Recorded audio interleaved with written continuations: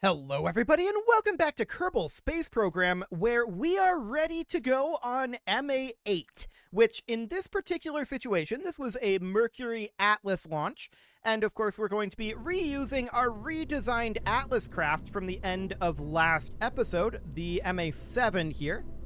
And this is a much more similar craft to the actual Atlas launcher. It's not perfect, but it's much more similar. Way too many engines in the center, though, but we need that for thrust-to-weight purposes. So that is absolutely fine, and at this point, you might ask, well, what was the MA-8 mission? A lot of these early orbital missions are getting kind of samey, right? So what made this one stand out? Well, this was where they first started doing maneuvering tests in orbit. So that'll be absolutely great for us. We are going to launch this. Who are we going to launch this with? I don't think it matters. I think it's completely fine either way. So we're going to launch this bad boy, and we're going to launch into a low orbit. And we're going to end up maneuvering our way into a much higher orbit. So we're going to have a pretty long coast phase, which ends up meaning a relight of our initial stage, which of course is pretty ahistorical. Relighting these engines, that wasn't really a thing that happened in this time period. Okay, so we're going to launch this thing, and hi, Moon. Look at you there. We're going to launch this thing. We'll get to you eventually, Moon. And off we go. This thing is slow off the pad. There's no doubt about that. But it actually goes pretty well in terms of how it flies. It likes to drift around. It's very heavy and sluggish to move here, but that's absolutely fine for our purposes.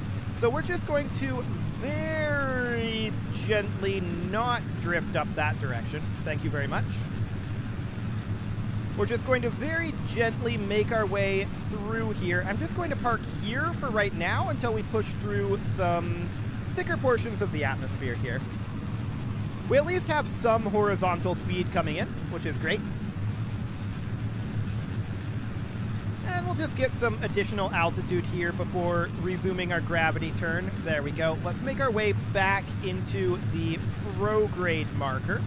It's really wanting to drift southward, actually, is the direction that is. That is not northward. It's wanting to drift southward, which is intriguing. So we're just making our way over towards the orbital prograde marker here. That is our current goal. And once we achieve this here, we'll just lock to prograde. This is wanting to tumble, but we've got it under control. Phenomenal. It definitely wants to flatten out here, but we're still pretty low in the atmosphere, so I can't say I'm shocked about that one. So let's just continue to push on through here. We're getting a lot of speed, but we're just locking to prograde at this moment. And we're just going to burn here until our apoapsis is about 70. It doesn't need to be too much higher than that. Well, actually, maybe we should target 100 and call that our standard low orbit. There's a lot of speed going on here. This is a steeper gravity turn than we've taken in the past, and we're definitely running into some speed here. Okay, I'm going to continue burning here until we're at 100. Coasting. Okay, so with us coasting here, we're going to hold prograde. And we've got a little bit of fuel left in here, 4 seconds of burn, plus a little bit extra in these side tanks. The side tanks, right, I forgot to enable crossfeed. We're going to need to enable crossfeed for these. That's something we should do in the VAB once we're done with this flight. But we're going to just push our way up here. It looks like we're not going to be drifting down below 100, so we're not going to need any like station keeping burn or anything here. So we're just going to circularize this at 100, and then we're going to head up to in-space high via in-flight maneuvers. So that'll be absolutely great. Now, this is claiming 2461 meters per second, but that's actually untrue. It actually has like 900 meters per second in it. I don't know why it's claiming that, but it absolutely is claiming it, and it's absolutely wrong. So don't pay attention to this number here. It's way overestimating how much delta V we have for reasons. I don't know what that reason is, but I suspect it has to do with this fuel out here, but it really shouldn't. I guess we could grab a flying high mystery goo observation. There we go, and we'll just lock to the maneuver node here. And we'll position ourselves for this. This will, like I said, entail a relight.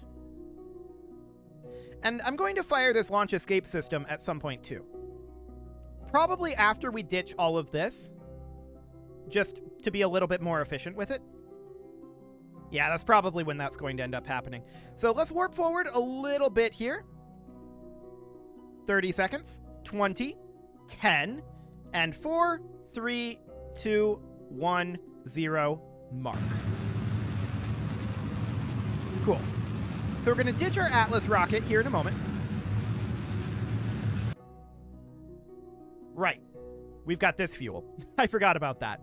So we've got this Atlas rocket here. We're basically in orbit right now, in a pretty circular orbit. How did we do on that? 1 degree inclination, 0.0025 eccentricity. Okay, that's fine. We want to do some orbital maneuvers here. So what maneuver are we going to do? Well, around here or so, let's just push this on up.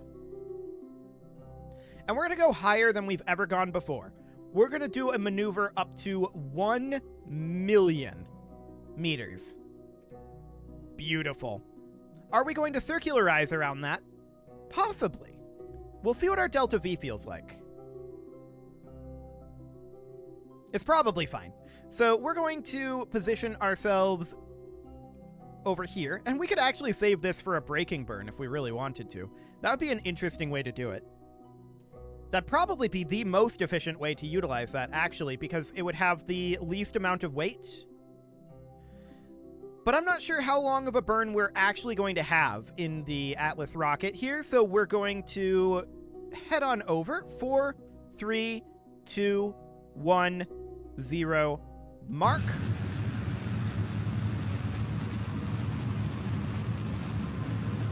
Looks like this is actually enough to push us straight on up. Cool. And that's 1 million meters broken. Phenomenal. So at this point, we could think about a circularization. How much delta V would that be? To be clear, they didn't actually go this high in this flight, I'm pretty sure. I'm just doing this to differentiate it a bit from the previous flights. So something along the lines of this, 326 meters per second sounds very good. I like it.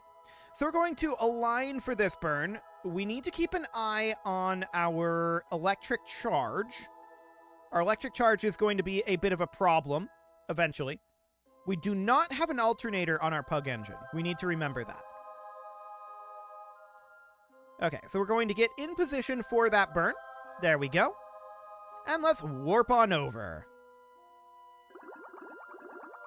That's a lot of in-space highs. Yeah, let's grab this mystery goo observation. There we go. And I don't think we're really going to get anything else as far as science goes. Probably not, is the answer. But this is definitely going to be the highest that we've gone yet. Mostly for science purposes. Certainly not for historical reasons, that's for sure.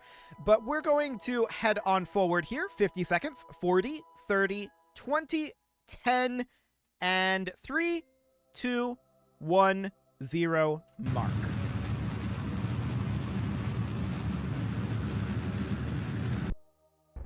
Okay, we're just going to get that last little bit in here. Surprisingly, we've still got a little bit of fuel in the Atlas rocket. So, to be clear, this gets us a long ways in KSP. In reality, this rocket does not get us this far. There's no doubt about that. But here we are, roughly circularized at 1 million meters.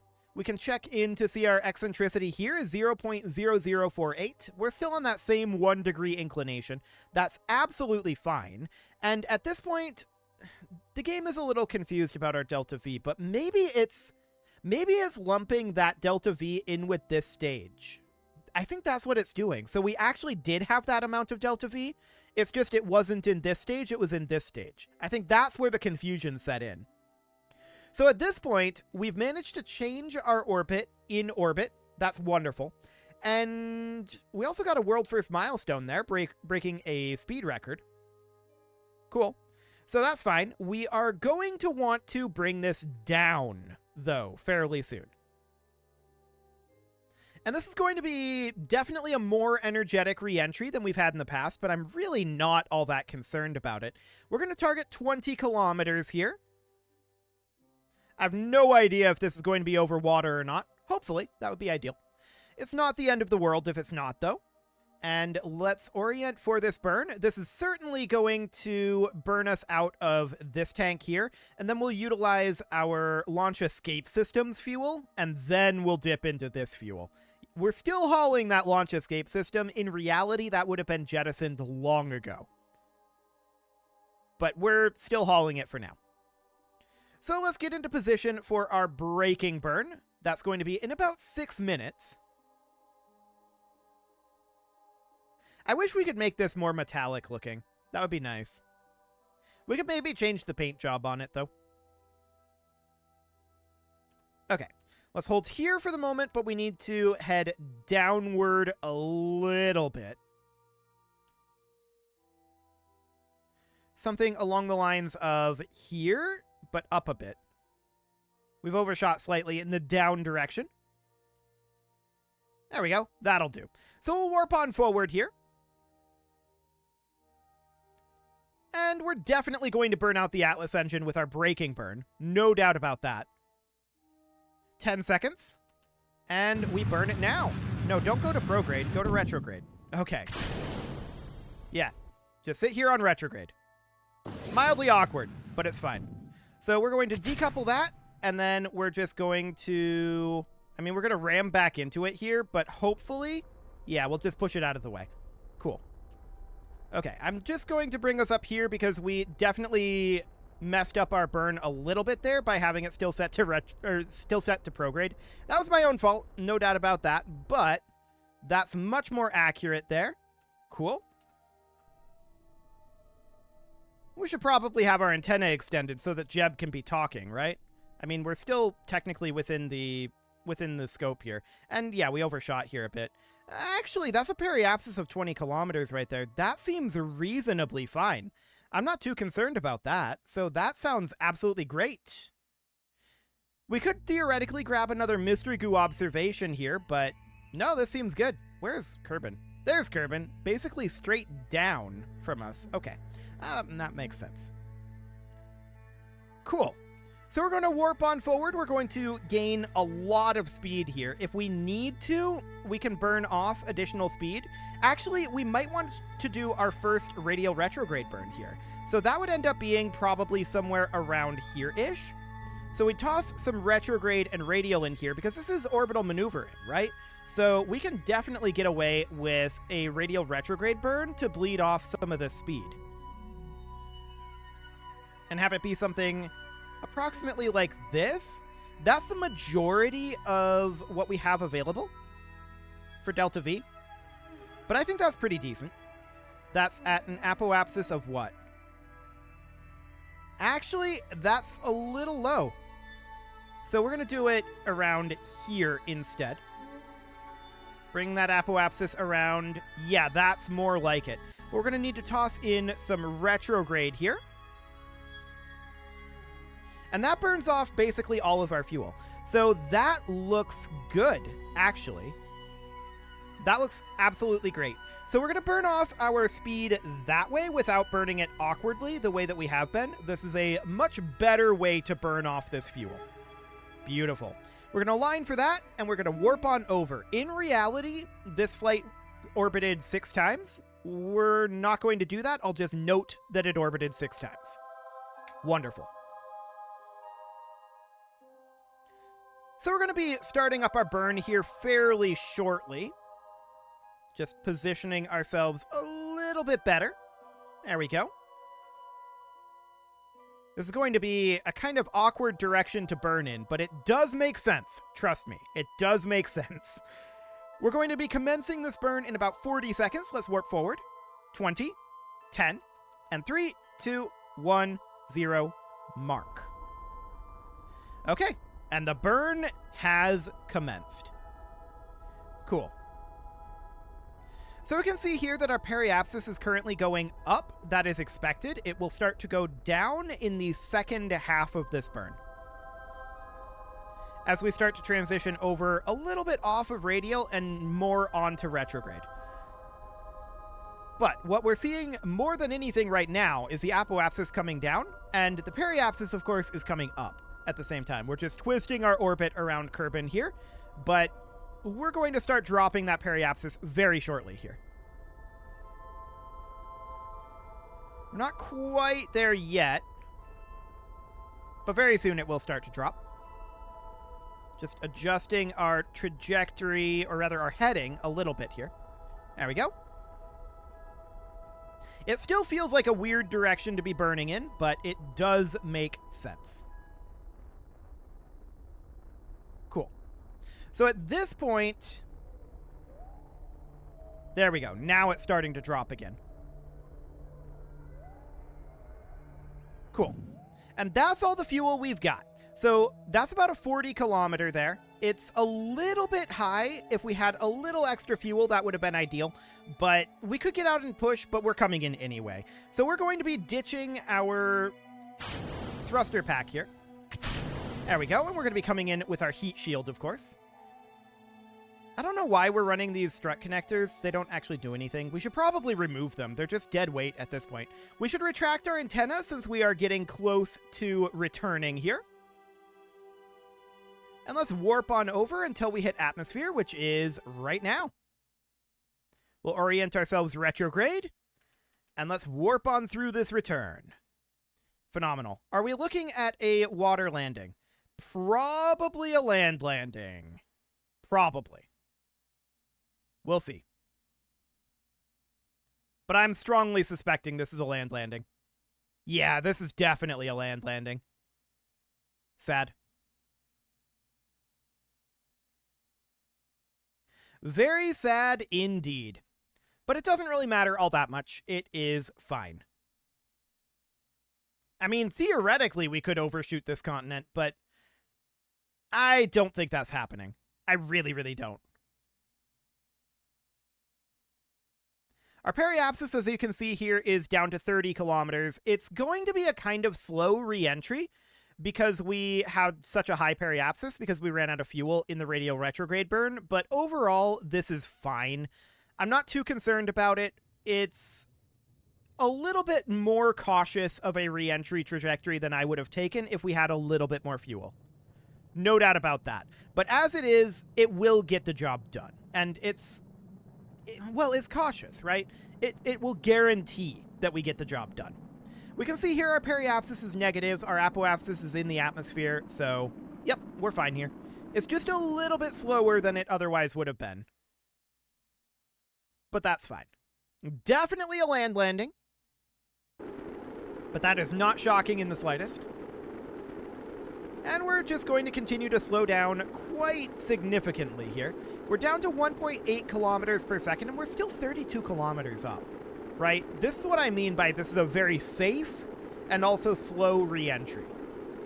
Like, it's going to take a while.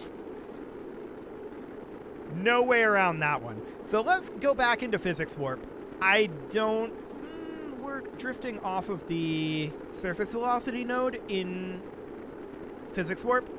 With this amount of plasma, it is a problem if our heat shield is not leading.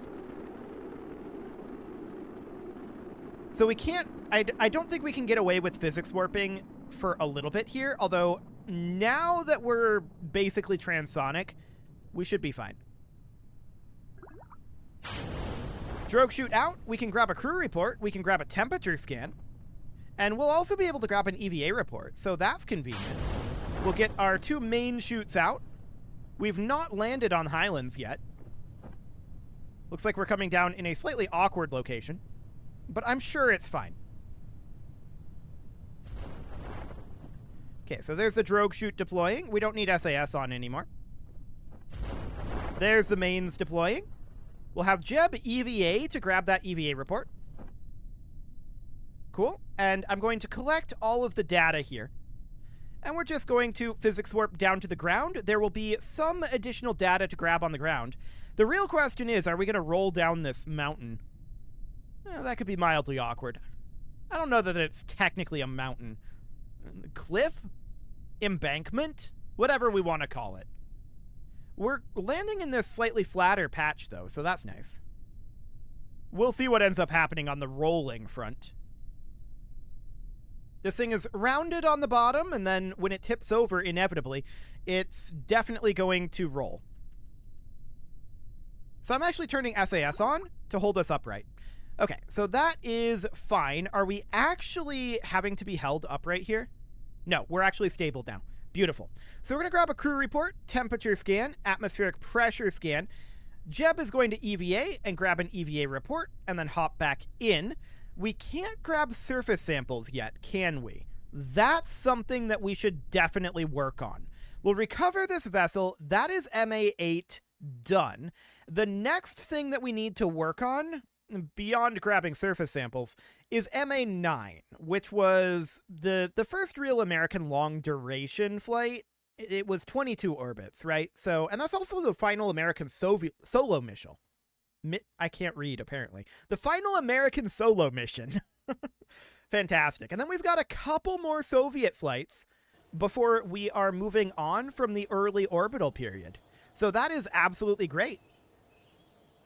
We do need to get our payment for MA-8, and we got 26.2 science from that one.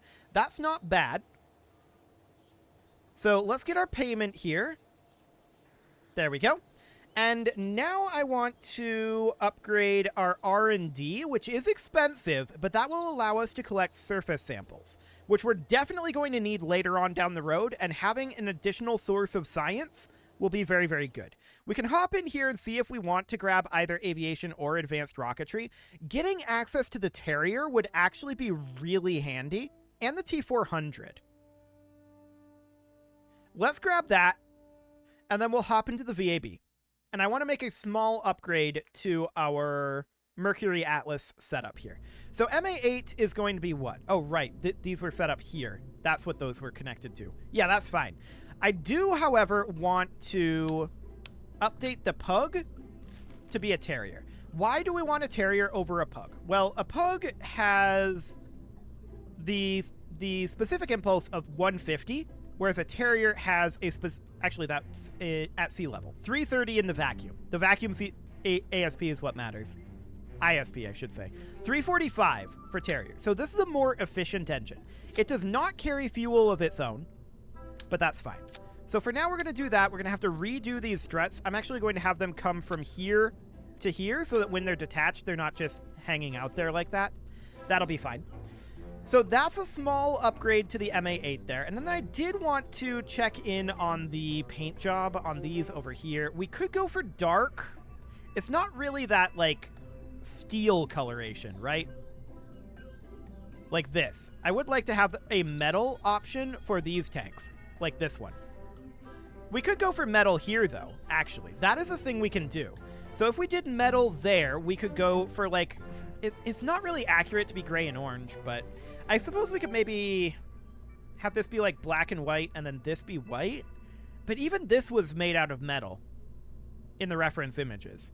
So unfortunately, we don't have the ability to do metal here, but we could go with just dark.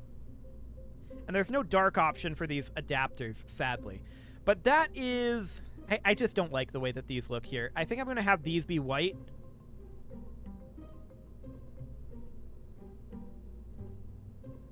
It's not perfect. It's definitely not perfect. It's maybe better than what we had. I wish that we could have metal colorations for these as well. Sadly, we cannot. That's something you can do in KSP2, though. So, sure. It is about time to put a cut in here, so I'm going to go ahead and do that. And next episode, we're going to launch MA-8, which is... Or actually, no, we just did MA-8. We're going to launch MA-9, the final Mercury Atlas launch. and that'll be great. From then on, we'll be moving on to Gemini. You can leave your offerings, well, we're going to do a couple Vostok flights first. You can leave your offerings to the engagement gods in the form of likes, comments, subscribes, and bell ringings, and a very special thank you to all of the channel members for making this video possible. Including, I was kind of taking in that sunset there, so I delayed a little bit. ALS Gamer, Shadow Wolf, Andy Magar, Spartan News, Nick Smarty, Dimitri H, Punching the Microphone, Soccerman12UK, Kentogan, and all the rest. And of course, you. Thank you for watching. If you'd like to support the channel, you can click the join button down below the video, and as always, I will see you all next time.